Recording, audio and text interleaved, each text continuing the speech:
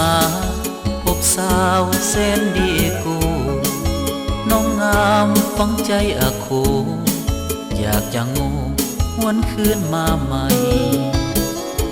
บ่ลืมเสียงซ้ำน้องยังฟังจิตสวมในไปแล้วจงคืนมาใหม่อ้ายยังจำคำน้องนั้นยังได้มาพบพาน้องกับน้องนงคาในงานละตีสร้างสรรค์คืนนั้นอ้ายจำได้ดีพบน้องครั้งแรกอยู่สามแยกคงจำได้ดีน้องบอกกับอ้ายอีหลี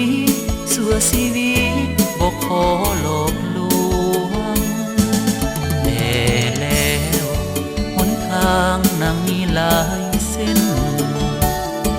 น้องจึงเปลี่ยนเป็นเส้นทางหักไปสายใหม่อ้ายยังบ่ลื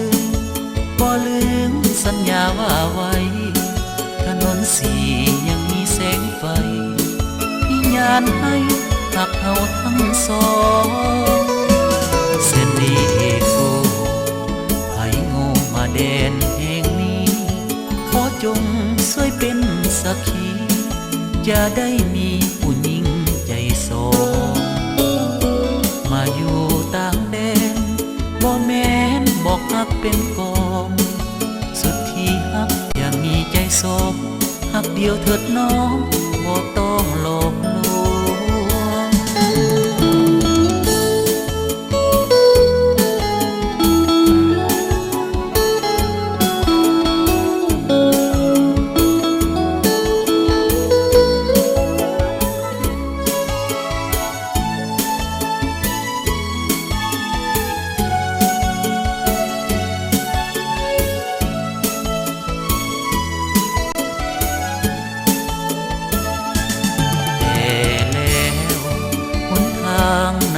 หลายเส้นน้องจึงเปลี่ยนเป็นเส้นทางหักไปสายใหม่อ้ายยังบ่ลืมสัญญาว่าไว้ถนนสียังมีแสงไฟที่ญาณให้หักเฮาทั้งสองเส้นนี้กู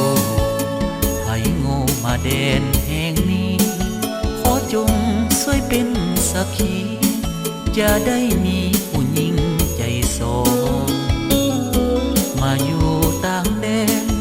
บ่แม่นบอกหักเป็นกองสุดที่หักอย่ามีใจสองหักเดียวเถิดน้องบ่ต้องหลอก